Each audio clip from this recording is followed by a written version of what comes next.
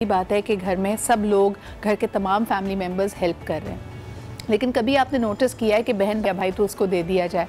Now these are things जो suddenly आपको बड़ा कर देती हैं। इसके अलावा घर में अगर सुकून ना हो, अगर पेरेंट्स की आपस में बातचीत अच्छी ना हो, अंडरस्टैंडिंग ना हो, उसका भी जो असर बच्चे पे पड़ता है यकीनन उसका बचपना उससे छिन जाता है। यानी खामखा एक नन्हे से जहन पे आप वो बोझ डालते हैं, वो प्रॉब्लम्स उसके सामने रख देते हैं जो शायद उसकी अभी उम्र नहीं है समझने की।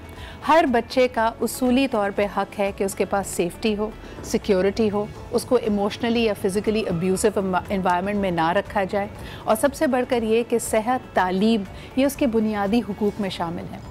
एक बच्चे की इमोशनल वेल बीइंग पहले 2 साल में उसकी पर्सनालिटी सेट हो जाती है, पहले 7 सालों में उसका पूरा मिजाज, ज़िंदगी को देखने का तरीका, सब चीज़ें सेट हो जाती हैं। लोग कहते हैं कि पहले 2 साल ज़िंदगी के इतने अहम होते हैं, उसमें आप बहुत कुछ कर रहे होते हैं। आपकी बॉडी की कोऑर्डिनेशन आप सीख रहे हैं, आप चलना सीख रहे हैं, आप बोलना सीख रहे हैं, और इसके साथ साथ आपका एनवायरनमेंट आपको आने वाली ज़िंदगी के लिए मुकम्मल तौर पर तैयार करता है। कभी आपने नोटिस किया है कि एक छोटे बच्चे को आप ज़रा सा अपना मुआवजा कीजिए कि आप दिन में कितनी दफ़ा हाँ और कितनी दफ़ा ना कहते हैं। यानी जब हम किसी बच्चे को उसके प्यार में, उसकी प्रोटेक्शन में मना करते हैं, साइंसदान अब ये कहते हैं, साइकोलॉजिस्ट ये कहते हैं कि उसके सीखने का अमल, उसकी जुस्तजू और उसका एक्सपेरिमेंट या इनोवेशन करने का या किसी चीज़ को डिस्कवर करने का जो अमल है वो रुक जाता है। बाकायदा आपकी माइंड के जो न्यूरॉन एंड योर पाथवेज़ हैं वो एक मुख्तलिफ शक्ल इख्तियार करते हैं। यानी ये वो वजह है कि आप फिज़िकली एक बच्चे को मुख्तलिफ बना देते हैं। दूसरी तरफ ये कि आज ये तो चलें एक हाउस होल्ड की बात करें, अगर हम नेशनल लेवल पे बात करें, आपको ये जानकर हैरत होगी और अफसोस भी होगा कि हमने पिछले 10 से 15 सालों में जो हमारी इज्तिमाई एवरेज हाइट होती है बच्चों की, उसमें तकरीबन 3 इंच तक की कमी आई है। पाकिस्तान में इस वक्त 80 से 90% बच्चों में हम देख सकते हैं कि आयरन की कमी भी पाई जाती है। ये सब वो चीज़ें हैं जैसे आप किसी को डांटते हुए कहते हैं ना कि इसका दिमाग छोटा है।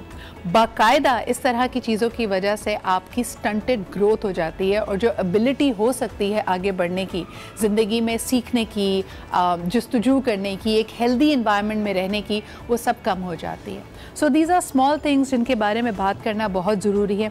पाकिस्तान उन खुशनसीब ममालिक में से है जहाँ पे बच्चों की तादाद है, एक फ्रेश यंग जनरेशन आपके पास मौजूद है, लेकिन क्या इस जनरेशन को वो हम इसका जो हक है वो अदा कर रहे हैं? एक बड़ी अच्छी गुफ्तगू एक दफ़ा मेरे ही सेट पे इसी कॉन्वर्जेशन में हो रही थी। उसने कहा जी इतनी बड़ी आबादी है जहाँ पे हर अहम मसले के लिए आपने एक मिनिस्ट्री बनाई है, लेकिन पाकिस्तान जैसे मुल्क में चिल्ड्रंस मिनिस्ट्री होना बहुत ज़रूरी है। जब हम छोटे थे तो पाकिस्तान टेलीविज़न पे संग संग चलें, 2/2 इस तरह के बहुत सारे प्रोग्राम्स होते थे जिसमें बच्चों के हवाले से बाकायदा प्रोग्रामिंग होती थी। यानी हमारा बचपना ऐसा था कि उसमें हमने नर्सरी राइम्स, अपनी ज़बान में चीज़ें सीखी, जिससे हमें अपने फोक कल्चर का भी अंदाज़ा हुआ, और साथ में एज अ नेशन हमने एक साथ ग्रो किया। आज जो बच्चे हैं उनके सामने एक पॉपुलर आइकन नहीं है। सब बच्चे यूट्यूब पे अलग अलग चीज़ें देख रहे हैं, नेटफ्लिक्स पे अलग अलग चीज़ें देख रहे हैं, उनके लिए हम कुछ प्लान नहीं कर रहे। आपके सामने तमाम चैनल्स हैं, तमाम एंटरटेनमेंट चैनल्स पाकिस्तान के उठा के देख लीजिए। हम बच्चे के जहन के लिए, बच्चे के लिए क्या प्रोग्रामिंग रखते हैं उसके अंदर। ऐसे प्रोग्राम्स जो सिटकॉम के नाम पे दिए जा रहे हैं, उसमें ज़ू मायने जुमले भी आपको मिलेंगे, कॉमेडी ऐसी मिलेगी जो एडल्ट कॉमेडी होगी। स्लैपस्टिक ह्यूमर पे बच्चा हंसता तो है, मुस्कुराता तो है, लेकिन उसकी क्या हम किरदार साजी कर रहे हैं, किस तरह का जवाब देना, किस तरह की वोकैबुलरी हम उसको दे रहे हैं, कौन से जुमले वो अदा करने लगता है। I mean these are things जो अगर आप अपने इर्द गिर्द इन्वायरमेंट में नज़र डालें, आपको एहसास होगा कि we really have a crisis at hand. और उस पर फिर जाहिर सी बात है और बहुत सारे इश्यूज़ को आप साथ में मिला लीजिए, जिसमें नए नए फिनोमिनास भी हैं। अब हमारे पास वक्त इतना नहीं होता कि हम बच्चे के साथ वक्त गुजारें, उसके साथ कोई हेल्दी एक्टिविटी करें, पेंटिंग की तरफ ले जाएं, क्रेयॉन्स की तरफ ले जाएं। हम खुद एक तरह से झुंझला कर, आप सिर्फ अपने इर्द गिर्द रेस्टोरेंट्स में ही नज़र डालिएगा, अगर माँ बाप और एक फैमिली साथ में डिनर कर रही है, बच्चा सबसे पहले डिस्कनेक्टेड है। उसको चुप कराने के लिए आपने उसको हाई चेयर में डाला है और उसको एक सेलफोन पकड़ा के उसमें यूट्यूब पर कोई कार्टून लगा के दे दिया है। That disconnection starts at this age, जब आपके पास वक्त नहीं है। फिर जब आप बूढ़े हो जाएंगे और आप इसी बच्चे से वक्त की तवक्को करेंगे, अटेंशन की तवक्को करेंगे, that's when tables are going to turn. On that note let's take a quick break. इसके बारे में सोचिएगा ज़रूर कि ये आने वाला मुस्तकबिल, ये आने वाली जनरेशन को बहैसियत एक माशरा, बहैसियत एक मुल्क हम क्या दे रहे हैं। एक छोटा सा break and we'll be right back.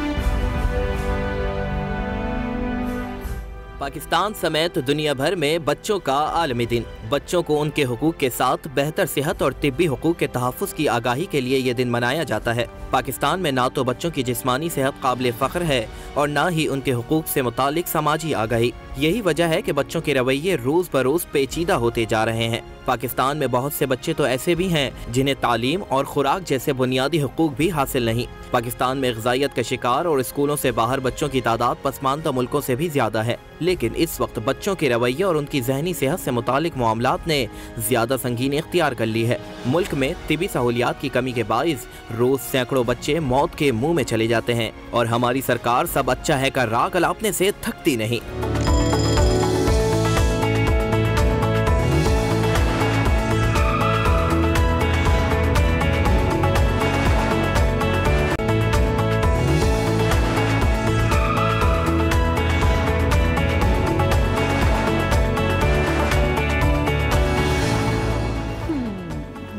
सर्दियाँ आती हैं और गला भी सबका ख़राब। लेकिन आई वाज जस्ट थिंकिंग, क्योंकि बात यहाँ बचपने की हो रही थी, तो हमारे बचपन में हमें नहीं पता था कि हमने कभी अपने पेरेंट्स को कंप्लेन किया हो कि आज बड़ी थकन हो रही है या सर में दर्द हो रहा है। इनफैक्ट द टाइम मैंने ये डिस्कवर किया था कि मुझे ग्लासेस की ज़रूरत है और मेरी आईसाइट थोड़ी सी वीक हो गई है, is when I started to make एक आध अल्फ़ाबेट की mistake in my comprehension in school, और दूसरा ये कि उस वक्त थोड़ा थोड़ा सर में दर्द रहने लगा था। लेकिन आज आप किसी भी बच्चे से बात करें, यानी 2 या 3 साल का बच्चा भी हो, वो अक्सर ही आपको कहता हुआ सुनाई देता है, आई एम वेरी टायर्ड, मेरे सर में बहुत दर्द है। And this is actually worrisome because बचपने में आपके पास सबसे ज़्यादा एनर्जी होती है। So what's exactly going on, इस पर बात करने के लिए आज हमारे साथ हमारे प्रोग्राम में मौजूद हैं डॉक्टर फ़हद। अस्सलाम वालेकुम डॉक्टर फ़हद। वालेकुम अस्सलाम सिद्रा। How are you? और आज इंटरनेशनल चिल्ड्रंस डे है, तो हमने सोचा कि ये जो एक कॉमन हमारी ऑब्जर्वेशन है, आपसे थोड़ा प्रोब करें और मेडिकली जानने की कोशिश करें। जैसे वो कहते हैं कि जी बच्चे कमज़ोर हो गए हैं, जर्म्स ज़्यादा फास्ट हो गए हैं, या हमारा इन्वायरमेंट ऐसा है जिसकी वजह से ये सब हो रहा है। अच्छा, सबसे पहले आपका बहुत बहुत शुक्रिया और आज टीवी का कि कई अरसे के बाद मैं मॉर्निंग शो में यहाँ नज़र आया हूँ। इससे पहले मैं कई प्रोग्राम जो हेल्थ रिलेटेड इश्यूज़ होते हैं उसमें मैं देता रहा हूँ, लेकिन अनफॉर्चुनेटली मेरी आज आवाज़ बहुत ज़्यादा जो है ख़राब है। और आपने जैसे प्रोग्राम के शुरू में ये इसका जिक्र किया कि जैसे ही सर्दी का मौसम आता है स्पेशली कराची में, तो कराची वाले वैसे ही बहुत नाजुक होते हैं, तो अचानक से जो है ना गला पकड़ना शुरू हो जाता है। जैसे तमाम मेरे नाजरीन को पता होगा कि हर साल 20 नवंबर को हम आलमी यौम अतफ़ाल बनाते हैं, यानी वर्ल्ड चिल्ड्रंस डे। और इसका बेसिक मकसद ये था कि यूनाइटेड नेशन स्पेशली यूनेस्को ने बच्चों के हुकूक के लिए एक दिन मुतय्यन कर दिया है, जिसमें उनकी सेहत, उनकी तालीम और उससे मुल्क का तमाम हुकूक को जो है उजागर किया जाए। तो जैसे कि पता है कि हमारे मुल्क में जो कि थर्ड वर्ल्ड कंट्री है, इवन के तरक्की की हम राहों पर अभी गामजन होना शुरू हुए हैं, उसके बावजूद बढ़ती हुई आबादी को देखते हुए बच्चों की एक बड़ी तादाद है, तकरीबन 50% जो है पूरे इसमें हम, क्योंकि हमारे पास वक्त कम होगा, I'll sort of speed you up। ये आप बिल्कुल बात सही कह रहे हैं कि और मुख्तलिफ शहरों में, मुख्तलिफ कस्बों में प्रॉब्लम्स भी बच्चों की अलग अलग हैं, जिसके अंदर हम मेल न्यूट्रिशन की बात करते हैं, या जैसे आपने खुद इशारा दिया कि तालीम का एक्सेस होना उनके पास एक बहुत अहम इशू है। लेकिन स्पेसिफिकली अगर मैं उनकी हेल्थ के हवाले से आपसे पूछूं, वाई इज़ इट कि आज का बच्चा बार बार थकन का या उदास होने का इशारा देता है? कुदरत ने हमारे जिस्म में मुख्तलिफ अज्जा दिए हैं, और उन अज्जा की अगर कमी या उसका फुकदान होता है तो उसके नतीजे में हमारा जिस्म थकना शुरू हो जाता है। सही। जैसे कि हमारे जिस्म में कार्बोहाइड्रेट्स, प्रोटीन्स और इसके अलावा मुख्तलिफ माइक्रो न्यूट्रिएंट्स, आयरन और जिंक की बेहद ज़रूरत होती है। लेकिन किसी भी वजह से अगर हमारे जिस्म में फौलाद की, जिंक की, सेलेनियम की और इस तरह के कई ऐसे अहम माइक्रोन्यूट्रिएंट्स की कमी होती है, तो उसकी वजह से ना सिर्फ हमारी जिस्मानी बल्कि हमारी जहनी जो है नशोनुमा सही तौर पे नहीं हो पाती और हमारे स्पेशली सोसाइटी के बच्चे बहुत पीछे हो जाते हैं। और आपने अक्सर देखा होगा कि हम अक्सर जब बच्चा कंप्लेन करता है, एक तो पहले अदम एतमाद की बात कर लेते हैं। पहल तो हम बच्चे की बात पे यकीन ही नहीं करते। हम समझते हैं कि शायद वो बहाना बना रहा है, सुस्ती कर रहा है, आज स्कूल से छुट्टी करना चाहता है, तभी ये सुबह ये बात कर रहा है। Parents don't listen to children. आपके पास जब तक कोई फैमिली कंसल्ट करने के लिए आती है और आपसे एज अ जीपी पूछती है कि भाई अब बताइए क्या हुआ, आप समझते हैं कि वो प्रॉब्लम काफ़ी अरसे से लिंगर कर रही होती है? बिल्कुल, आजकल एक जनरेशन गैप मौजूद है।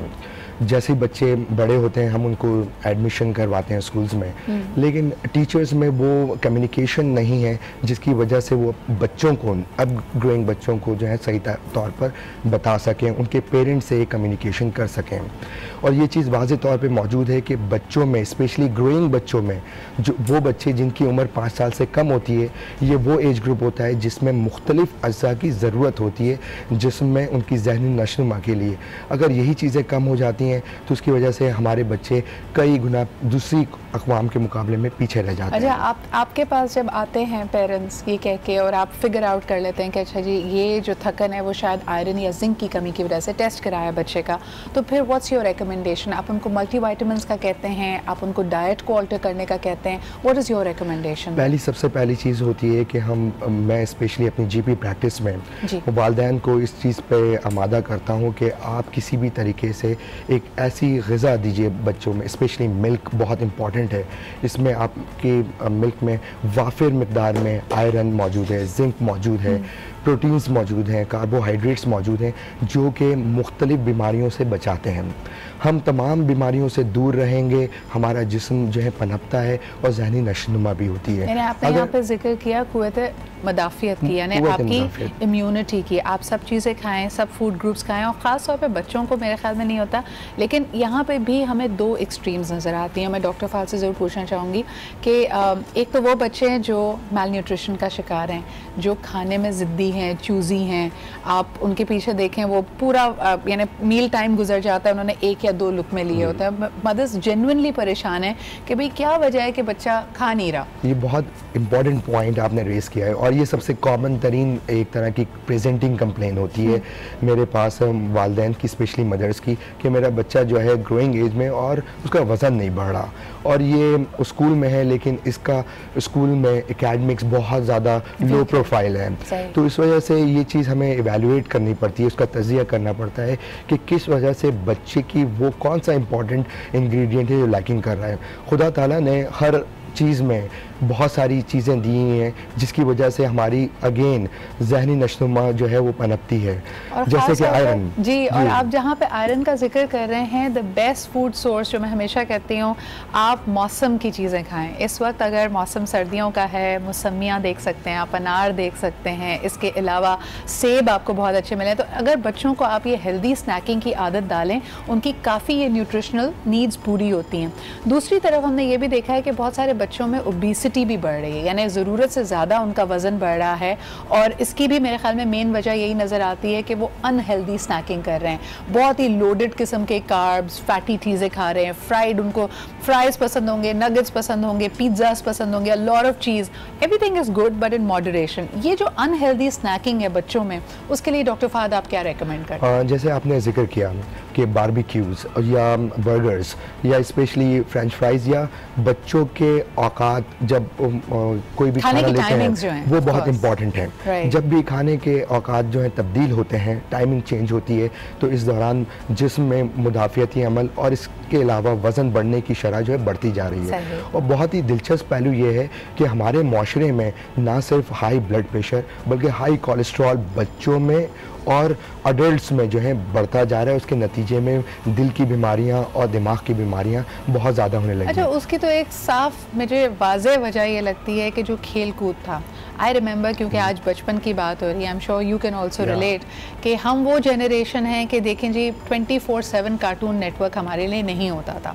शाम में 15 मिनट का कार्टून आता था जो देखने के बाद हम बाहर का रुख करते थे, थोड़ी देर चोर पुलिस, छुपन छुपाई, पैल दूध, जो आपने खेलना होता था खेलते थे। उसके बाद मगरिब पे that was the cut off time कि बच्चे अंदर आ जाते थे। This is a practice we see missing, यानी इस वक्त पार्क्स या तो है ही नहीं, या अगर हैं तो बिल्कुल वीरान पड़े होते हैं। बच्चों की आउटडोर इस तरह की एक्टिविटी खत्म हो गई है, जैसे कि फेसबुकिंग है या व्हाट्सएपिंग है या सिंपली PS4 है। जी, PS4 है। इवन कि बच्चे अभी स्कूल जाना नहीं शुरू हुए, वीडियोस देखना शुरू होते हैं। मेरे स्पेशली भांजे भांजियाँ भी हैं, तो मुझे भी बड़ी हैरत होती, जब मैं इस उम्र का था तो मैं इन तमाम एक्टिविटीज़ से दूर था। लेकिन इस आजकल के नए जदीद दौर के बच्चों में ये फेसबुकिंग या सोशल मीडिया इतना आम हो गया है कि वो उसके बगैर रहते नहीं हैं। इस दौरान उनकी मुख्तलिफ टाइमिंग, सोने की, जागने की, खाने पीने की चेंज होती है, और एज ए रिज़ल्ट ना सिर्फ उनमें भूख का फुकदान है, बल्कि वो तमाम चीज़ें जो लेनी चाहिए वो भी सही तौर पर नहीं ले पाते। एज ए रिज़ल्ट वालिदैन में ये एक इम्पॉर्टेंट कंप्लेन होती है कि हमारे बच्चे सही तौर पे सोते भी नहीं है, वज़न बढ़ने के बजाय कम होता जा रहा है। Thank you so much doctor Fahad for raising all these important issues. आज इंटरनेशनल चिल्ड्रंस डे, अपने इर्द गिर्द ज़रा बच्चों पे तवज्जो दें। बहुत सारी माएँ कहेंगी सिद्रा पूरा दिन यही काम करते हैं, बच्चों पे ही तवज्जो दे रहे होते हैं। लेकिन आप ये नोट कीजिए कि अगर आपका बच्चा कंप्लेन कर रहा है तो ज़रूर कोई ऐसी बात है जिसको तवज्जो की ज़्यादा ज़रूरत है। बच्चा अगर ज़्यादा सोए या कम सोए, ज़्यादा खाए या कम खाए, दोनों ही सूरतों में आपको थोड़ी सी तवज्जो ज़्यादा देनी है। बच्चे की ग्रोथ के लिए स्पेशली इस टाइम जब उसके जहन पे इतना बोझ है, उसको कंसंट्रेशन और फोकस भी चाहिए स्कूल्स के अंदर, तो इट्स रियली इंपॉर्टेंट कि उसका आयरन एंड जिंक लेवल अच्छा हो। अगर बच्चा थकन की कंप्लेन कर रहा है, उसका वज़न गिर रहा है या फिर तेज़ी से बढ़ रहा है, you must pay attention to that. And lastly, very important to go for healthy snacks rather than going for fried fatty things. Look for things which are rich in nutrients, जिसमें मिल्क का आपको component मिले। कोई अच्छा सा biscuit, हमारे सामने भी बिस्किट्स पड़े हुए हैं, maybe it's a good snack. A lot of kids don't like it. मुझे जो अच्छी चीज़ लगती है कि आप कोई भी स्नैक अगर उठाएं, मैंने इसकी तो खैर अभी I haven't checked upon it, sugar component भी देखना पड़ता है, because sugar and the carbs, good carbs are needed to work around. लेकिन अगर बहुत ज़्यादा चीनी होती है, that's also not good, right? So let's head for a break. Thank you so much once again for being here, और programme को इसी तरह आगे बढ़ाएंगे। हमारे साथ रहिए।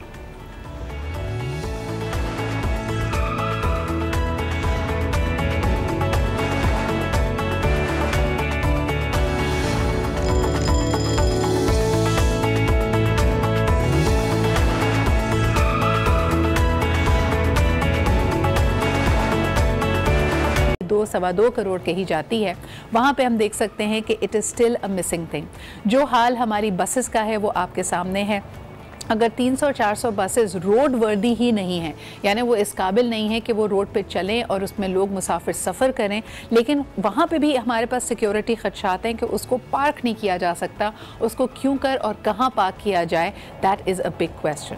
हम क्यों नहीं अपग्रेड कर पाते? आम आदमी के लिए जो एक ट्रैफिक का निज़ाम, एक ट्रांसपोर्टेशन का निज़ाम होना चाहिए, दैट्स बैडली मिसिंग। इनफैक्ट जो टॉप 5 वर्स्ट गवर्न सिटीज़ हैं, यानी जो आबादी के हिसाब से सहूलतें एक शहर में होनी चाहिए, वो आपके पास मिसिंग पाई जाती हैं।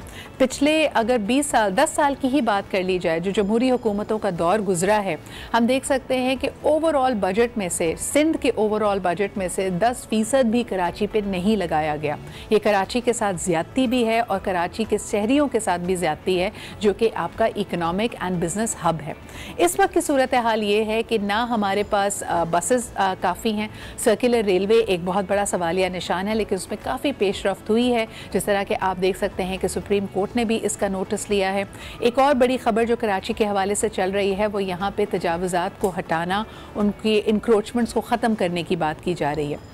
अब इन इंक्रोचमेंट्स के हवाले से आपको बताते चलें कि लोग, इसमें भी एक बहस है कि जी लोगों का रोज़गार जा रहा है, लेकिन खुसूसन सर्कुलर रेलवे के हवाले से जो फाटक थे, जो सर्कुलर लाइंस बिछी हुई थी, जो दरवाजे थे, जो रेलवे कॉलोनी की ज़मीनें थीं, उसमें भी पिछले 20 सालों में कब्ज़ा माफिया ने, कब्ज़ा ग्रुप ने कब्ज़ा कर लिया है।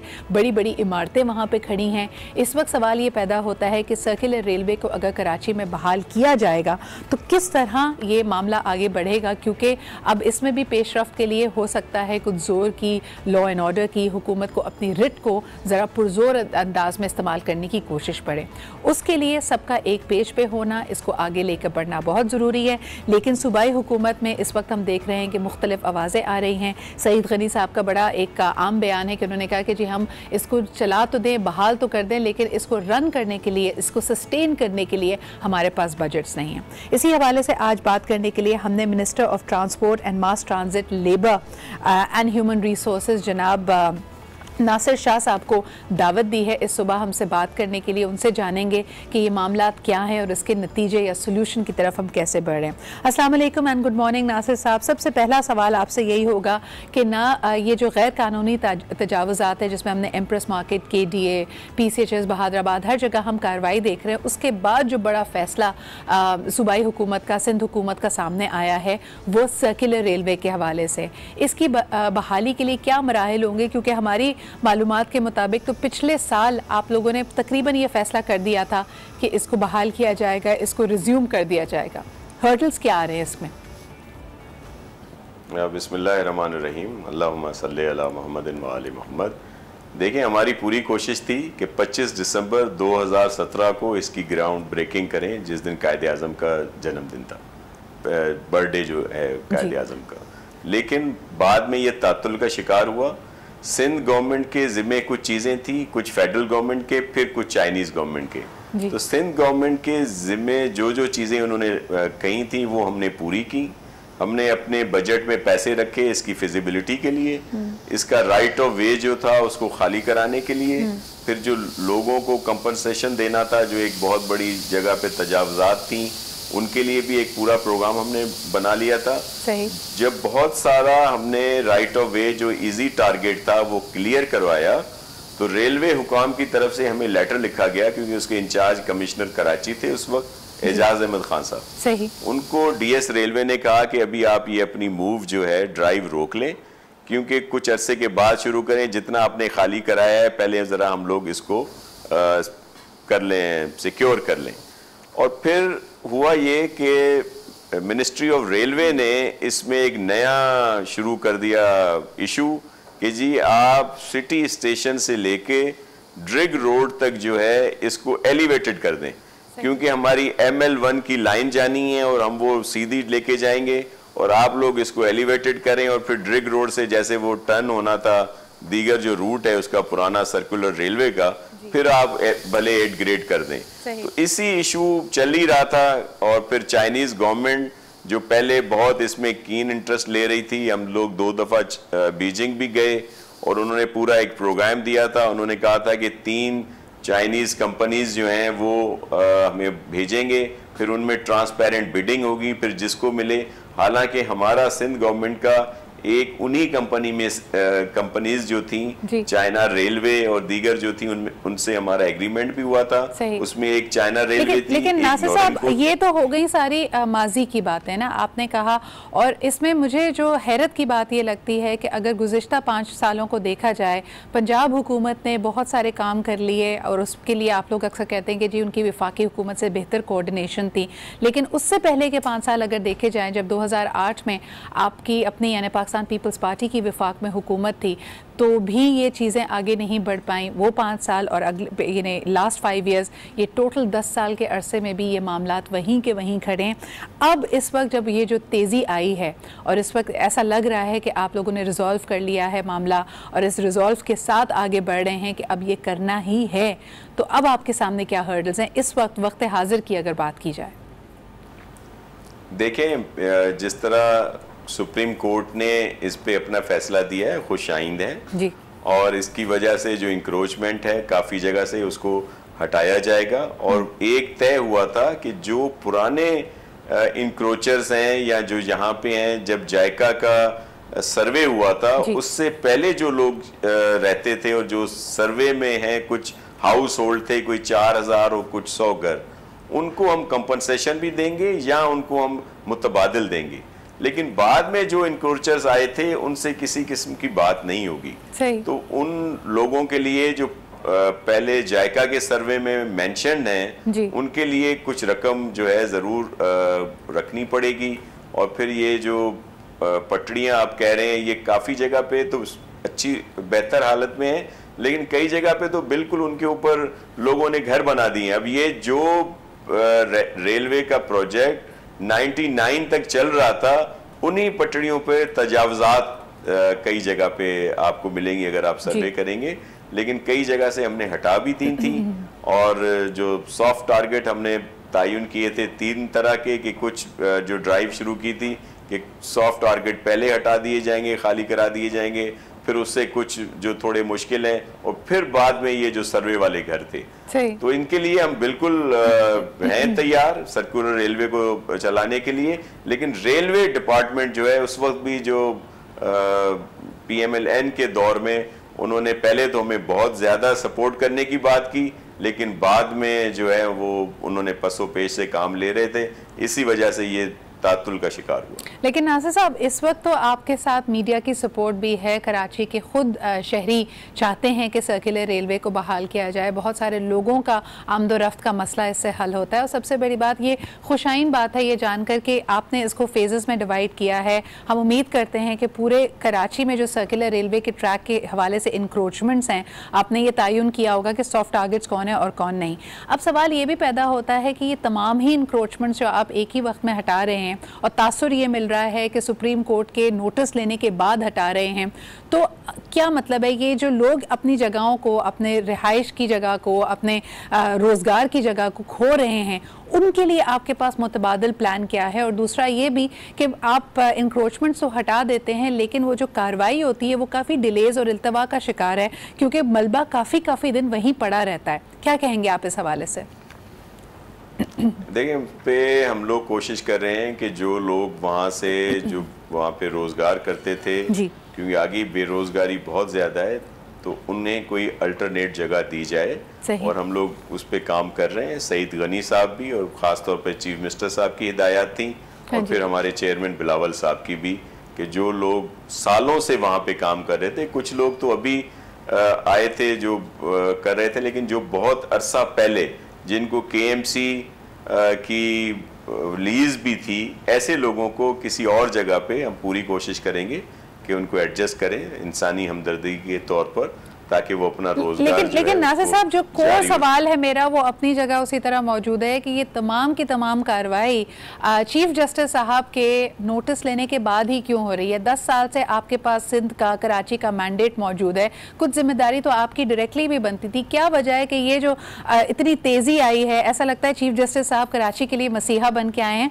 वरना आपकी तवज्जो इस तरफ नहीं आ रही थी। देखें, अदलिया अगर कोई अच्छे अहकाम दे रही है तो हम उसको अप्रिशिएट करते हैं, वेलकम करते हैं, लेकिन असल इशू ये है कि गवर्नमेंट्स भी काम करना शुरू करती हैं, लेकिन फिर कई जगह पे रुकावटें बहुत सारी आ जाती हैं।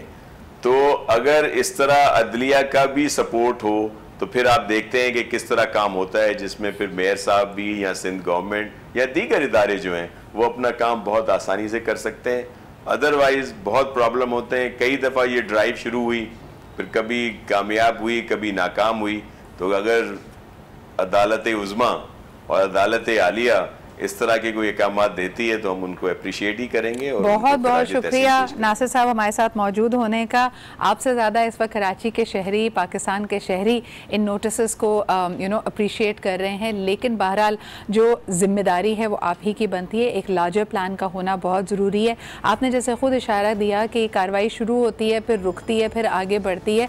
सवाल ये पैदा होता है कि 10 साल, एक दिहाई, एक बहुत लंबा अरसा होता है, इसमें एक पूरी नस्ल ऑलमोस्ट जवान हो जाती है। तो 10 साल के एक अरसे में आप कहें कि जी ड्राइव नाकाम रही, मेरे ख्याल में लोग अब इस तरह के एक्सक्यूज़ेस नहीं सुनना चाहते। बहरहाल इस पर मज़ीद बात करेंगे, एक छोटा सा ब्रेक लेते हैं, उसके बाद वापस आएंगे हमारे सेगमेंट मिलो पाकिस्तान से के साथ।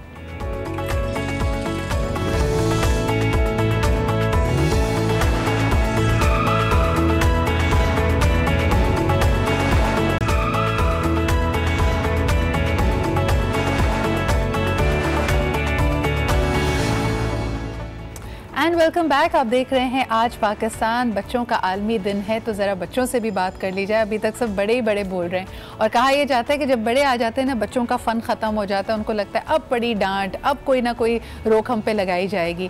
तो आज के मिलो पाकिस्तान से के सेगमेंट में जो आप बहुत पसंद कर रहे हैं, इसमें हम यकीनन बुलाने की कोशिश करते हैं ड्रीमर्स को, अचीवर्स को, वो बच्चे जो लगन और जुस्तजू से आगे बढ़ रहे हैं, वो नौजवान जो अपने ख्वाबों के पीछे बहुत हिम्मत से बढ़ रहे हैं। आज हमारे साथ मौजूद है एक यंग स्केचर और इनकी भी वीडियो शायद आपने वायरल होती हुई देखी होगी, इंटरनेट पे देखी होगी। सबसे पहले आपको पैकेज दिखाते हैं। ये बहुत ही बासलाहियत स्केचर है, बहुत ही कम उम्री में इनको इतना अल्लाह ताला ने टैलेंट दिया है। फिर इनसे बात भी करेंगे। First let's take a look at their package. Social media पर तेजी से फैलती ये वीडियो जुड़वा शहरों की गलियों में घूमते एक नन्हे मुसव्विर मलिक कदीर की है, जो गलियों में एक बस्ता लिए घूमता है जिसमें कटर, टिश्यू और पेंसिल रखता है और जहाँ भी मौजूद होता है वहीं लोगों को तस्वीर बनवाने की पेशकश कर देता है। मैं कहता हूँ लोग पैसे वैसे ना दे, बनवा कर दे। चलो क्या बात है, क्या बात। सामने देखो। बच्चा कहता है कि मेरा नाम मलिक कदीर है, लेकिन नाम को छोड़ें, काम करवाएं। नाम मेरा मलिक कदीर है, पर नाम को छोड़े, आप काम करवाएं। काम का शौक है। ये बच्चा किसी का भी साइड पोज बनाने के लिए 200 जबकि फ्रंट पोज बनवाने के लिए 300 रुपए लेता है और कहता है पहले काम देखो फिर पैसे देना। मलिक कदीर खाके तैयार करने के साथ दिलचस्प गुफ्तगू भी करता है जिससे सब महसूस हो जाते हैं। बच्चा कुछ बनेगी कुछ बनेगी कुछ तुसी लगोगे तो कुछ खुदादाद सलाहियतों से मालामाल कमसिन मलिक कदीर ने अपने टैलेंट और मासूम अंदाज से सबकी तवज्जो अपनी जानिब मबजूल करा ली है। जी जनाब, ये आपने देखा पैकेज और बहुत ही टैलेंटेड यंग आर्टिस्ट है और सबसे ज़्यादा मेरे ख्याल में वजह शोहरत इसका अंदाज़े गुफ्तगू है। जिस तरह ये बड़ा पटर पटर बात करता है, लेकिन अगर आप वाकई इसके चेहरे की तरफ देखें तो आँखों से और जाहिर सी बात है इसके चेहरे से आपको मासूमियत भी झलकती हुई नज़र आएगी। हमारे साथ इस्लामाबाद स्टूडियो से मौजूद है मलिक कदीर। अस्सलाम वालेकुम कदीर, क्या हाल चाल है आपके? वालेकुम सलाम, मैं ठीक हूँ। आप ठीक हो?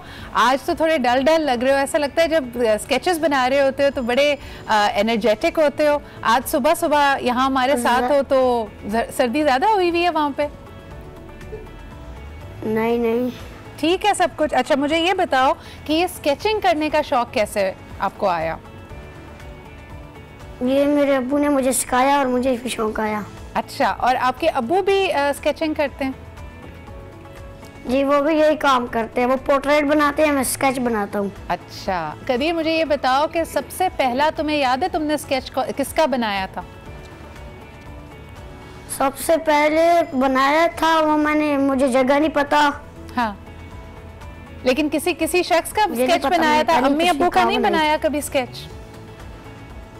अम्मी अब्बू का तो कभी नहीं बनाया। क्यों? इतने तुम्हारे जबरदस्त तुम्हारे पास टैलेंट है, अम्मी के साथ अब्बू के साथ वक्त गुजारते हो। और मैं घर में किसकी भी नहीं बनाता हूँ। मैं जब घर जाता हूँ खेलने के लिए जाता हूँ। अच्छा, घर जाते हो तो खेलने के लिए जाते हो। पढ़ाई कब करते हो? स्केचिंग भी करते हो, घर में खेलते कूदते भी हो, पढ़ाई कब करते हो तुम?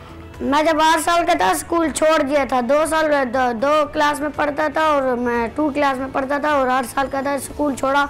अच्छा, और फिर मदरसे पढ़ा, फिर अब अब्बू से काम सीखा और अभी 12 साल का हूँ। तो ये काम यही स्केचिंग और पोर्ट्रेट का तुम कहते हो तुमने सीखा है? ये मुझे अब्बू ने सिखाया, मैं तब सीखा है। तो बेटा अब अभी आप स्कूल नहीं जाते हो? अभी नहीं जाता। आपको स्कूल तो जाना चाहिए। ये अल्लाह मियाँ ने आपको इतनी अच्छी टैलेंट दिया है और आगे तुमने आर्टिस्ट भी बनना है, लेकिन पढ़ाई तो फिर भी ज़रूरी होती है ना? नहीं, तो आप बताएं ना, फिर मैं पढ़ाई करूं या फिर इधर काम करूं? दोनों साथ साथ करो, लेकिन पढ़ाई पहले करनी है तुमने। कर लूंगा बड़े होने। चले, बहुत बहुत शुक्रिया कदीर हमारे साथ होने का। अल्लाह मियां आपको खूब कामयाबी दे और आपके इस टैलेंट में जो भी आपकी राह है उसमें आपको लेके चले। लेकिन आज जब हम ख़ास तौर पे बात कर रहे हैं आलमी बच्चों के दिन के हवाले से, तालीम, सेहत और जहनी तौर पे बच्चों की अफजाइश करना ये उनका बुनियादी हक है। यकीनन अल्लाह ताला ने हर बच्चे में कोई ना कोई टैलेंट रखा है, लेकिन फिर भी बहुत ज़रूरी है कि तालीम के ज़ेवर से उसको रास्ता किया जाए, क्योंकि निखार उसी से पैदा होगा और आगे जाके जो आने वाली दुनिया है उसमें ये वो बेसिक स्किल्स हैं जो आपके पास होने ही चाहिए। तो मेरे ख्याल में मेरी टीम की मुलाकात इनके वालिद साहब से भी हो रही होगी। मेरे लिए बड़ी हैरत की बात थी, मुझे तो कहा गया था ये क्लास 2 में बच्चा पढ़ता है, लेकिन अगर इसने पढ़ाई मुकम्मल तौर पर छोड़ दी है, that is a big question mark. और हम उम्मीद करते हैं कि they can see the value in that and probably some school can step forward कि इसकी टैलेंट की बुनियाद पर अगर इसको कोई स्कॉलरशिप ही दे दी जाए। बहरहाल जी, आगे अपने प्रोग्राम को बढ़ाते हैं और आज क्योंकि दिन है बच्चों का, तो हमने सोचा कि ये तालीम के ऊपर और सेहत के ऊपर तो हम थ्रू आउट द प्रोग्राम बात करते ही रहे हैं। ये जो उनकी जहनी डेवलपमेंट है, जहाँ हम कहते हैं कि एक सेहतमंद जहन के साथ ना सिर्फ ये जनरेशन बल्कि आने वाली जनरेशन्स भी फ़ायदा उठाती हैं, यही एक माशरे की बुनियाद बनती हैं, उसमें कहाँ हम पीछे रह गए। एक एज ओल्ड डिबेट है जो आप टेलीविज़न स्क्रीन्स पे देखते चले आए हैं कि तालीम और तरबियत, तालीम तो दी जा रही है, तरबियत नहीं हो रही। तो ये तरबियत क्यों नहीं हो रही? आज मैंने एक बड़ा ही ज़बरदस्त पैनल अपने प्रोग्राम में मदऊ किया है। ये वो लोग हैं जो इस चीज़ को समझते भी हैं और आपने यकीनन इनको over the years broadcast media पे भी और अपने दूसरे इनके एंगल्स पे भी इनको इसी चीज़ पे अपना वक्त और अपनी लाइफ को सर्व करते हुए, वक्फ करते हुए देखा भी है। हमारे साथ मौजूद हैं a very prominent politician, social worker, educationist and of course broadcaster खुशबख्श Shujaat साहिबा। बहुत बहुत शुक्रिया हमारे साथ मौजूद होने का। और यही जो हम मेंटल डेवलपमेंट की बात करते हैं, I think one of the pioneers to bring these emotional state, mental state, या आपकी ज़िंदगी को कैसे इस पर असरअंदाज होती है टेलीविज़न मीडिया पे, तो I think he was one of the first people to start talking about it. Corporate sectors में he was the first person to start talking about it. हमारे साथ मौजूद हैं doctor Moiz. Thank you very much for being here. अच्छा जी, गुफ्तगू का हम सिलसिला बढ़ाएंगे। मुझे ये पता करना है कि हमारे पास वक्त कितना है before going for a break. At least मैं पहला सवाल अपने मेहमानों से करना चाहूँगी। खुशबख्श साहिबा, आलमी दिन बच्चों का, पिछले 21 साल से माशाल्लाह यू रनिंग अ स्कूल। आज का बच्चा और 20 साल पहले का बच्चा बच्चा ही है और वालिदैन बदल गए हैं या बच्चे में तब्दीली आई है? देखिए सिद्रा, एक तो ये कि बच्चा मेरे ख्याल से ज़िंदगी को मुतहर्रिक रखता है। सही। जहाँ एक बच्चा आ जाता है वहाँ पूरा माहौल मुतहर्रिक हो जाता है और हरकत ज़िंदगी है और जुमूद मौत है।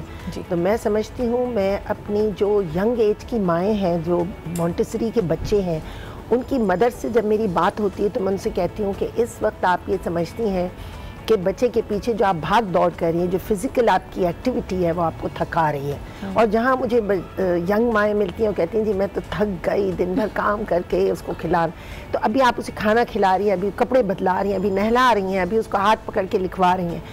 एक वक्त वो आएगा जब ये बच्चा सब काम अपने खुद करने लगेगा, इंडिपेंडेंट होना शुरू हो जाएगा, वो ख़तरे की घंटी बजना शुरू हो जाती है।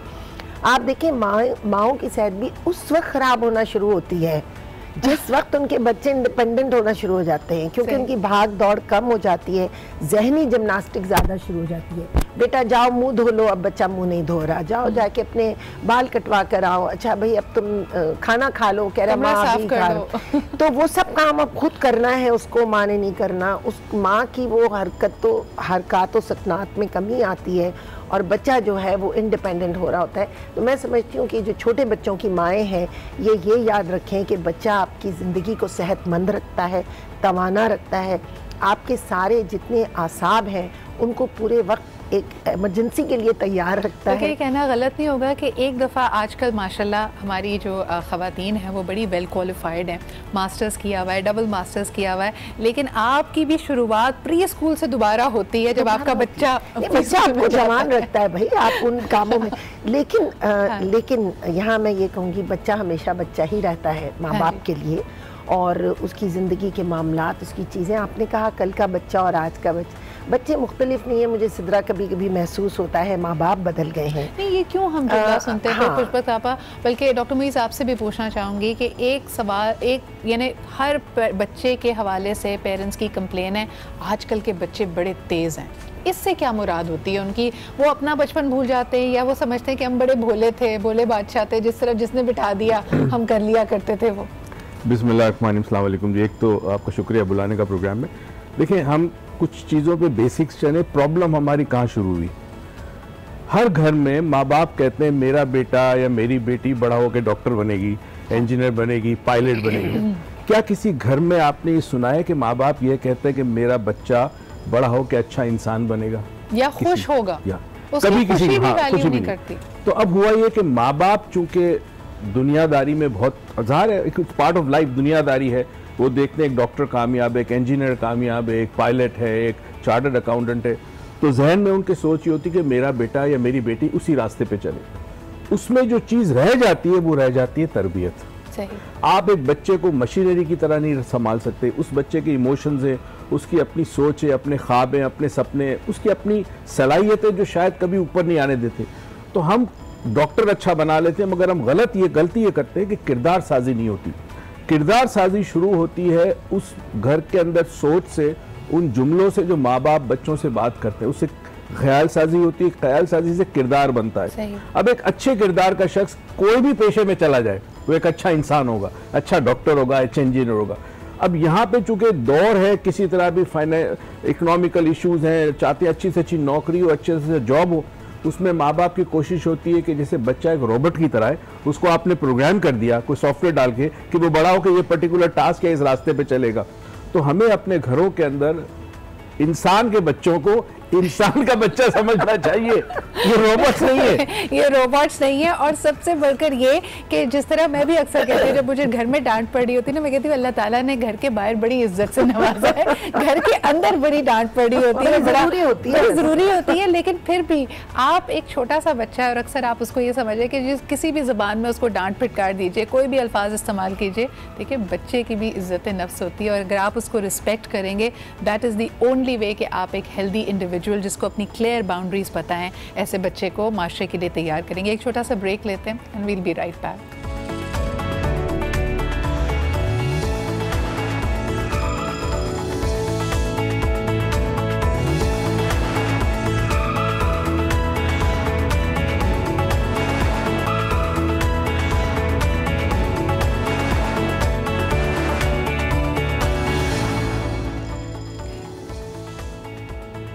जी जनाब, यहाँ हम बात कर रहे थे बच्चे की सेल्फ़ रिस्पेक्ट की, यानी इज़्ज़त नफ्स की। अगर आप एक 2 साल का भी बच्चा है, उसको इज़्ज़त देते हैं, उसके जज्बात का, उसके तासुरात पे आपकी नज़र होती है, तो आप यकीनन उसको लोगों की इज़्ज़त करना और अपनी बाउंड्रीज़, अपने हुदूद को एक हेल्दी इंडिविजुअल की तरह डेवलप करना सिखाते हैं। इस पर हम बात कर रहे थे।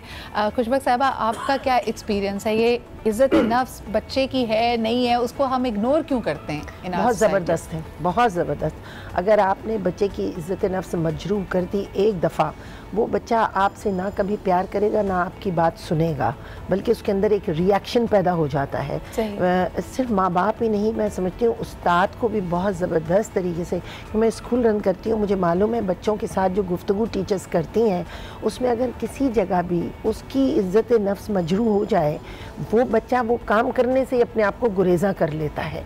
तो यही नहीं है कि आप उसे डांट रही हैं, बल्कि बाज़ का डांट से बच्चा इतना ज़्यादा दुखी नहीं होता जितना किसी वक्त आप ये कह दें कि ये तो नालायक है, ये तो कोई काम ही नहीं कर सकता। देखिए, एक होता है कि बेटा तुम काम नहीं कर रहे हो, तुम्हें काम करना चाहिए, तुम्हें पढ़ना। एक होता है कि नहीं, तुम तो बिल्कुल नालायक हो, तुम्हें क्यों स्कूल भेज देते हैं माँ बाप, ये बात, या माँ ये कहे बच्चों में मुकाबला करें, ये चीज़ें बच्चों को कभी नहीं भूलती, उन्हें याद रहती हैं। और इसका रिएक्शन अगर हम एक पूरी ऑब्जर्वेशन है कि आप जेंडर्स में कंपेयर करें डॉक्टर मोइज़, लड़कों में गुस्सा आ जाता है, वो रिबेलियस हो जाते हैं, लड़कियां हम देखते हैं अक्सर शैटर भी हो जाती हैं, खामोश हो जाती हैं। और आप आगे आने वाली ज़िंदगी में कभी देखें कि अगर वो किसी बहुत ही अब्यूजिव रिलेशनशिप में है, उसको डांट पड़ रही है, उसको फिटकार पड़ रही है, अपने आप में बंद हो जाता है, वो उसको ये नहीं कोई अनोखी चीज़ नहीं लगती, वो कहती है ये तो मैं सहती आई हूँ, ये तो मेरे साथ होता ही रहा है, how can we stop this? देखिए, एक चीज़ याद रखिए हमेशा, इंसानी रिश्तों में आप किसी शख्स के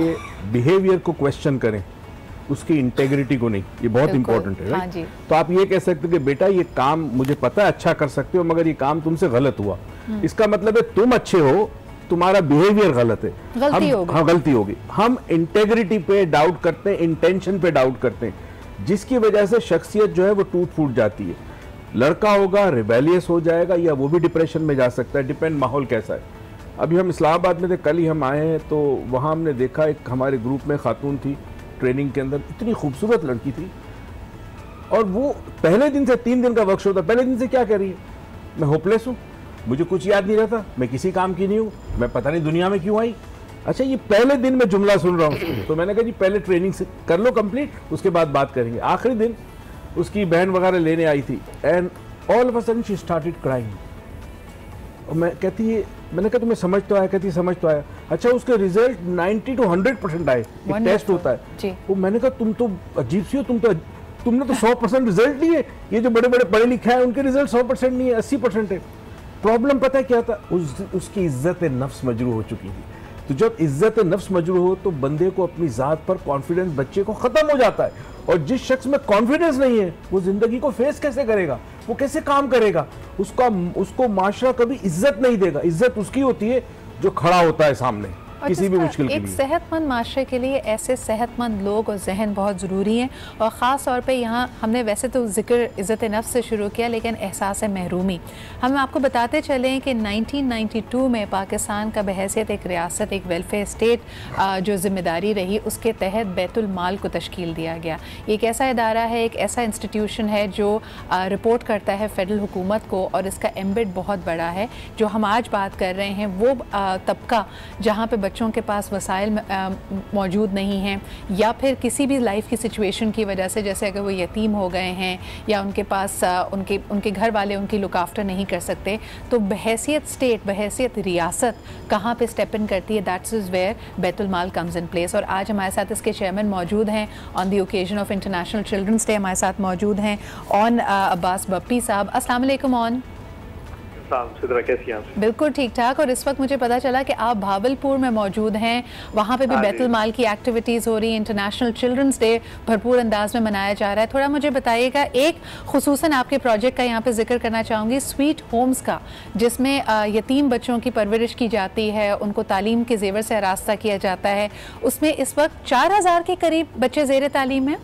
हाँ जी, अल्हम्दुलिल्लाह जी। इस वक्त टोटल हमारे पास 38 स्वीट होम्स हैं पूरे पाकिस्तान में, और एक स्वीट मिला है कराची में जो कि हब चौकी के करीब बनाया गया था सऊदी स्पॉन्सरशिप के साथ। तो टोटल हमारे पास जो कैपेसिटी है इस वक्त कोई तकरीबन 9000 बच्चों की है। Right now we are having kids of around 4000 बच्चे हमारे साथ इस वक्त हैं, 4 से 6 साल की उम्र के दरमियान ऑर्फनेजेस, और उनको हमारे साथ रख भी रहे हैं, उनको पाल रहे हैं, उनको पढ़ा भी रहे हैं, एजुकेट कर रहे हैं, ग्रूम कर रहे हैं। और जिस तरह डॉक्टर साहब और खुशबक शिदात साहिबा कह रही थी, एक बड़ा इंपॉर्टेंट बड़ा सेंसिटिव इशू है जिसको शायद आज तक कोई टॉपिक डिस्कस नहीं कर पाया, कि ये जो एक ईगोइस्टिक नेचर है ना जी, एक आइडेंटिफिकेशन, वो हम कोशिश करें या मेंटेन करने की। आपको पता है कि टर्की में या दूसरी दुनिया में जहां इस तरह के ऑर्फनेज होते हैं, उन ऑर्फनेजेस में विजिटर्स अलाउड नहीं होते, ताकि बच्चे की जो अना है ना वो डिस्टर्ब ना हो सके। हम भी ये कोशिश करें इन ऑर्फनेजेस में कि उनको इस तरह से ग्रो किया जाए ताकि बच्चों की अना डिस्टर्ब ना हो, कोई उनके वालिद के बारे में मुझसे ज्यादा सवाल जवाब ना करे, और जब वो स्कूल में जाते हैं, जिन स्कूल में पढ़ने जाते हैं, उन स्कूलों में हमारी हद वसा कोशिश होती है कि वहाँ पे बाकी बच्चों के साथ उनकी अमेलगमेशन जो है ना वो नेचुरल हो जाए, कहीं उनको लेफ्ट आउट फील ना किया जाए। तो ये एक बहुत बड़ा प्रोजेक्ट है जो हम पाकिस्तान बैतुल माल चला रहे हैं। I think that is very important. और जैसे आपने खुद कहा कि लोगों की मदद भी हो, अंडर सर्व्ड एरियाज की यानी तबके की मदद हो, लेकिन विद डिग्निटी। अक्सर देखिए हमारे यहाँ मुखैर हजरात जब मदद करते हैं तो we make a show out of it. हम कैलेंडर्स छापते हैं ये कह के कि देखिए जी हमने फलाने बच्चे की मदद की। जो खिलौने उसको देते हैं मुझे लगता है वो सब स्टैंडर्ड खिलौने होते हैं, लेकिन वो आप एक बल्क में ले जाके तस्वीर खिंचवा के बहुत खुश हो रहे थे। Let's not make a spectacle of them. लेकिन आपके पास अल्हम्दुलिल्लाह 1992 से लेके अब तक एक फ्रेटर्निटी भी होगी। जो बच्चे आपके स्कूल्स, आपके सिस्टम से ग्रेजुएट करके बाहर गए, इनका कैसा रिश्ता है बैतुल माल के साथ? क्या ये आपके साथ इन कॉन्टैक्ट रहते हैं, कंट्रीब्यूट करते हैं किसी तरह से? वो बताइएगा। अल्हम्दुलिल्लाह। हेलो, आई थिंक हमारा राब्ता मुनक़ता हो गया, हम दोबारा बात करने की कोशिश हो रही है। लेकिन मैं आपको बताऊं कि मैं स्वीट होम्स के सर्वे पे गई थी, मुझे उन्होंने बुलाया था, और आप यकीन कीजिए कि मेरा ज़िंदगी का वो एक खूबसूरत और हसीन तजर्बा था। इस्लामाबाद में उन्होंने बुलाया था, 1000 बच्चे थे, उनका कोई फंक्शन था जो मैंने देखा। उसके बाद उनके तमाम हॉस्टल्स का दौरा किया और उनके प्लेग्राउंड्स देखे। मैं समझती हूँ ये एक इतना खूबसूरत काम हो रहा है पाकिस्तान में, और मैं इन्हें मुबारकबाद देना चाहती हूँ इस प्लेटफॉर्म से, क्योंकि मैं चश्मदीद गवाह हूँ इसकी कि वहाँ जो बच्चे थे उनका जो कॉन्फिडेंस लेवल था वो गज़ब का था। बेहतरीन स्पीचेस दे रहे थे, वो बेहतरीन गुफ्तगू कर रहे थे, और ऑल ओवर पाकिस्तान से आए हुए बच्चे थे। चित्राल का बच्चा भी वहाँ था, गिलगित का भी था, इस्लामाबाद से भी, लाहौर से भी, और हर ज़बान बोलने वाला बच्चा, बेहतरीन इंग्लिश बेहतरीन उर्दू, स्पोर्ट्स की फैसिलिटीज़ थी, उनकी रिहाइश बहुत अच्छी थी, बहुत। तो मैं समझती हूँ ये एक इदारा बहुत अच्छा काम कर रहा है। और मेरे ख्याल में ऑन हमारे साथ अब कॉल पे दोबारा मौजूद हैं। ऑन, आपसे आखिरी सवाल यही करना चाहूँगी कि जो बच्चे ग्रेजुएट कर जाते हैं, जो आपके सिस्टम से माशाल्लाह अब एक बाशऊर बावकार शहरी बनकर निकल रहे हैं, उनका आपसे राब्ता रहता है? जी, मैं बिल्कुल रब्ता रहता है। हमारे पास कमाल किस्म की सक्सेस स्टोरीज हैं जी। और इंशाल्लाह इस दिसंबर में हम अपना एक पूरा मैगजीन छाप रहे हैं। आप वोंट बिलीव कि कुछ ऐसे बच्चे और बच्चियां हमारे पास मौजूद हैं जो इस वक्त अमेरिका डॉक्टर्स हैं, जो हमारे पास यहाँ से पढ़ के गए। एंड दो success stories has to be share, ताकि लोगों को पता लगे कि हमारे इन जो डिप्राइव सोसाइटी है, मतलब जिनके पेरेंट्स भी नहीं होते, ये लोग कितना इनका माइंड सेट है। आप इनका कॉन्फिडेंस लेवल देखिए, इनकी गुफ्तगू, अगर आप किसी दिन स्कूल विजिट करने का आपको चांस हो, यू विल गेट टू। आपको पता है हमारे पास जो इस वक्त 18,000 के करीब जो बच्चे हैं ना, वो हमारे स्कूल में इन भट्ट वाले स्कूल में पढ़ रहे हैं। आप इनकी एजुकेशन आके देखें, इनका uniform. And the best thing what we are doing is कि हम उनको इंग्लिश जो है ना वो ग्रूमिंग की क्लासेस दे रहे हैं आप, ताकि वो कल को अपने लिए ना एक जिंदगी में जब जॉब ढूंढने के लिए, आपको पता है हमारा पाकिस्तानी कल्चर जो है ना ये बहुत ज्यादा अब इंग्लिश ओरिएंटेड होता जा रहा है। आपकी डिग्री कुछ ना हो, लेकिन 2 लफ्ज इंग्लिश के शायद हम बोलने इंपॉर्टेंट पड़ गए। और आई थिंक इस कॉन्फिडेंस की रेस में चाहे आपको एतमाद मैथ्स बहुत अच्छा करके आए, चाइनीज़ बोल के आए, अंग्रेज़ी बोल के, सीखने का अमल तो पूरी ज़िंदगी जारी रहता है। लेकिन बहरहाल it is very important to have this landscape, यानी वो तबका जो शायद हमारी आंख से ओझल है या हमको देख कर भी अनदेखा कर देते हैं, उनके लिए भी इस तरह की फैसिलिटीज़ होना, इदारे होना बहुत इंपॉर्टेंट है। बहुत बहुत शुक्रिया हमारे साथ आज मौजूद होने का। डॉक्टर मोइज़, आपकी तरफ लाना चाहूँगी, वक्त मेरे पास कम है तो आगे लेके चलते हैं, बल्कि एक ब्रेक का मुझे कहा जा रहा है। वापस आएंगे तो बात यही करेंगे कि आजकल जो माँ बाप की एक्सपेक्टेशंस है वो भी बड़ी मुख्तलिफ हैं। बच्चा अगर स्पोर्ट्स में हो, या मैं खुद जैसे डिबेट्स में होती थी, हमारे वालिदैन ने कभी ये नहीं पूछा कि इससे बच्चे की ग्रेड पे कितना असर पड़ेगा, क्या ये फिर भी ए लाएगी या नहीं लाएगी। आजकल माँ बाप की बच्चों से ऐसा लगता है वाहिद तवक्को ये है कि हर बच्चा फर्स्ट आ जाए, चाहे क्लास में 20 बच्चे ही क्यों ना। इस पर बात करेंगे एक छोटे से ब्रेक के बाद।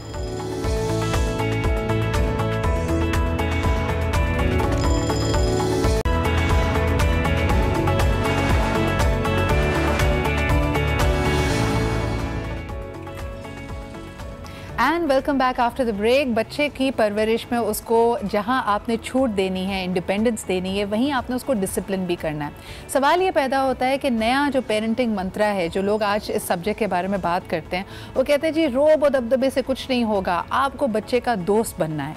अब सवाल ये पैदा होता है कि अगर वालिदैन दोस्त बन जाएंगे तो फिर तो वालिदैन की जो रिस्पॉन्सिबिलिटी है, जो डिसिप्लिन करने वाली बात है, वो जिम्मेदारी कौन निभाएगा। यही सवाल हमने अपने गेस्ट के सामने, अपने पेरेंट्स, यानी आप दोनों माशाल्लाह पेरेंट्स भी हैं, so of course drawing from your own experience as well. Doctor Moiz, बच्चों का दोस्त बने या उनके वालिदैन बने? देखिए, गुफ्तगू दोस्तों जैसी होनी चाहिए, हाँ राइट, मगर जो आपका रोब हो या आपका जो एहतराम है वो लाजिम है कि पेरेंट्स की तरह हो। यानी बच्चा आपको जब गुफ्तगू करे तो वो ओपन हो। दोस्त से मुराद क्या है? बच्चा शेयर करे। जब घर में माँ बाप अपने जहन के दरवाजे बंद कर देते हैं, बच्चों की छोटी छोटी चीज़ों पे तनकीद करते हैं, तो बच्चा अपनी प्रॉब्लम दूसरों से साथ शेयर करना शुरू करता है। The moment he start sharing his problem with others, तो आपके साथ कम्युनिकेशन जो उसकी कम से कम हो गई, ट्रस्ट भी खत्म हो गया। तो यहाँ जो मुराद है कि बच्चों के साथ रवैया रखें दोस्तों का, उससे मुराद ये है कि कम्युनिकेशन, आप बच्चों से बातचीत ओपन रखें। खाने के टेबल पे सबसे बेस्ट टाइम होता है कि उस वक्त आप बात करते हुए बच्चों के साथ भी बात करें। अच्छा, हमेशा बच्चों को, अगर आप चाहते हैं कि वो ओपन अप हो आपसे, तो आप हमेशा अपने दिन का रूटीन शुरू करें कि आज मैंने ये किया, तो बच्चा शामिल हो जाएगा। सेकेंडली, बड़ी इंपॉर्टेंट चीज़ ये अल्लाह ताला के निज़ाम को समझे। अल्लाह से नहीं डरना, अल्लाह की सज़ा से डरना है। वो जो कायनात का खालिक व मालिक है, वो तो रहमान और रहीम है, उससे ना डरो, उन सज़ाओं से डरो। तो यहाँ सज़ा देता है माँ बाप सज़ा देते हैं, मगर जो रवैया बच्चों के साथ कम्युनिकेशन का होता है वो दोस्तों की तरह होता है।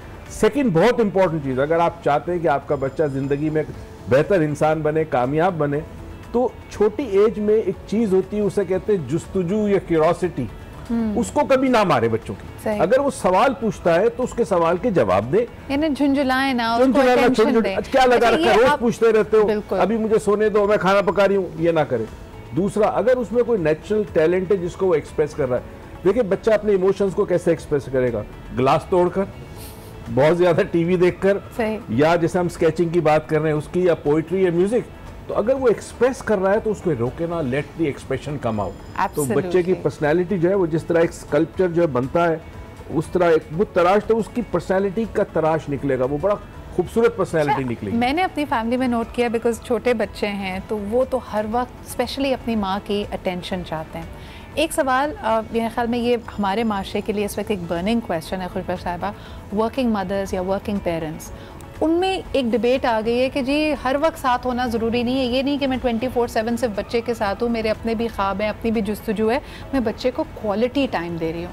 ये क्वालिटी टाइम बच्चे की परवरिश या जो उसका हक है उसके लिए काफ़ी है? देखिए, क्वालिटी टाइम तो 24/7 होना चाहिए फिर, है ना।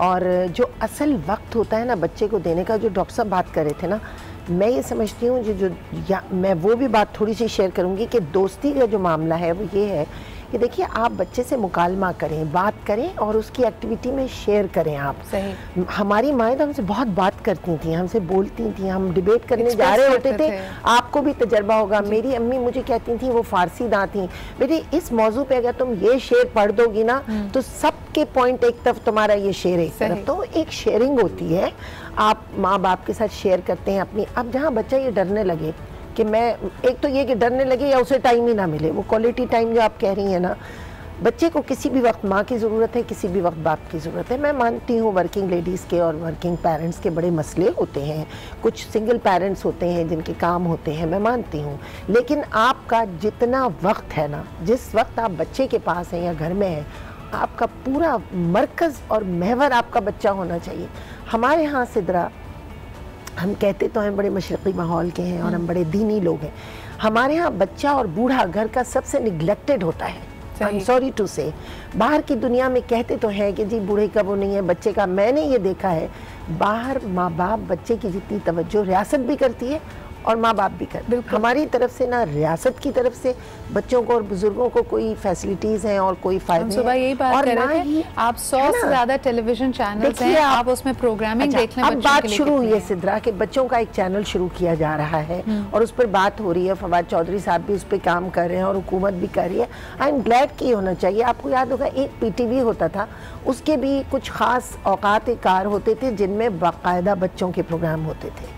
आई पर्सनली खुशबू साहिबा, आई बिलीव कि उतना ही होना चाहिए। ये जो आपने बच्चों के लिए भी डिमांड एंड सप्लाई बढ़ा दी है ना, कि रात के 2 बजे भी अगर उसकी आंख खुल जाए और वो कहे कि जी मुझे कार्टून देखना है और कार्टून अवेलेबल है, that in itself is a bad thing. तो छोड़े आप, अब तो बच्चा खाना खा रहा होता है तो कार्टून की नाक में निवाला जा रहा है, वो कार्टून देख रहा है। मींस खाने की जो एक रिवायती तहजीब है वो भी बैठ के करें, वो भी नहीं। क्वालिटी टाइम जो है ना, जिससे मुराद ये है कि आप अगर 20 घंटे भी बच्चे के पास हैं, वो खेल रहा है, आप इंडियन ड्रामे देख रही है, तो दैट्स नॉट अ टाइम। या आप किसी और काम में मसरूफ हैं। Even if it's few minutes, what is the content of that?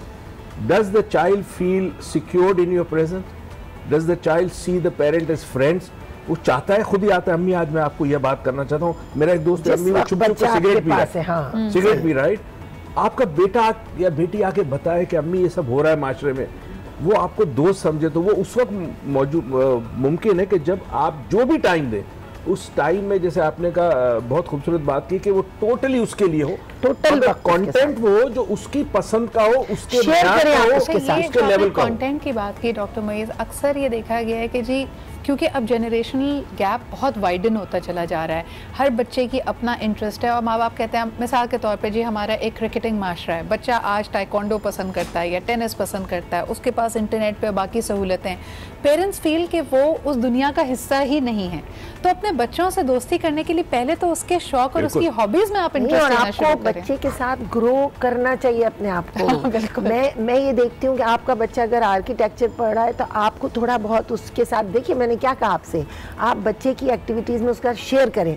जब आप शेयर करेंगे तो आप लर्न करेंगे। अच्छा, वन लास्ट क्वेश्चन, जिन्होंने कंप्यूटर बच्चों से सीखा है। बिल्कुल, और ये बहुत अहम है। मुझे बताइए कि आपने जैसे अभी इशारा भी दिया, बहुत सारे घरों में 2 जनरेशन हैं, यानी ग्रैंड पेरेंट्स और पेरेंट्स साथ रह रहे हैं।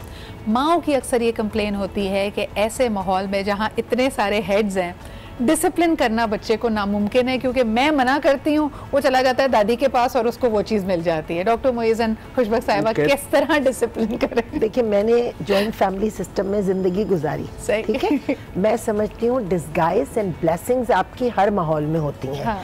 लेकिन एक जॉइंट फैमिली सिस्टम जिसमें बच्चों को दादा दादी, नाना नानी या अब चचा चची के साथ वक्त गुजारने का मौका मिलता है, वो ज़्यादा तहजीब याफ्ता होते हैं, उन्हें बड़ों का पता होता है कि उनके मिजाज दानी कैसे की जाती है, हाँ, थोड़ा वो पता है कि कहाँ मस्का लगा के काम निकलवाना है। और ये कि your comments before we wind up, बड़ी खूबसूरत बात कही है कि लोगों को असल से ज्यादा सूद में ज्यादा इंटरेस्ट होता है ना। तो अब दादा दादी को पोते पोतियों से ज्यादा प्यार होता है मगर यहाँ पे होना ही चाहिए कि वालिदैन अपने वालिदैन के साथ बैठकर बात करें, क्योंकि देखें सबका म्यूचुअल इंटरेस्ट क्या है, हमारे घर का छोटा बच्चा बड़ा होकर अच्छा और कामयाब इंसान, बिल्कुल, तो आपस में कोऑर्डिनेशन बड़ी इंपॉर्टेंट है, वेरी इंपॉर्टेंट, एब्सोल्युटली। और खास तौर पे जो माँ ने अगर कोई बात कह दी है तो उसको सारे घर वाले इज्जत दें और उसको एग्जैक्टली और उसको रद्द करने से आप बच्चे को गलत मैसेज दे रहे हैं, उसके लाड कर रहे हैं लेकिन उसको बिगाड़ भी रहे हैं। इसी के साथ प्रोग्राम के इख्तिताम पे पहुंचते हैं, लेकिन वंस अगेन ये तो थी जी माइंड फॉडर। बहुत ज़रूरी है कि मेंटली उसकी कैपेबिलिटीज़, उसके इमोशंस को समझा जाए, लेकिन साथ साथ उसकी सेहत और उसकी तालीम का भी ख्याल रखना है। एक दफ़ा फिर इस बात पर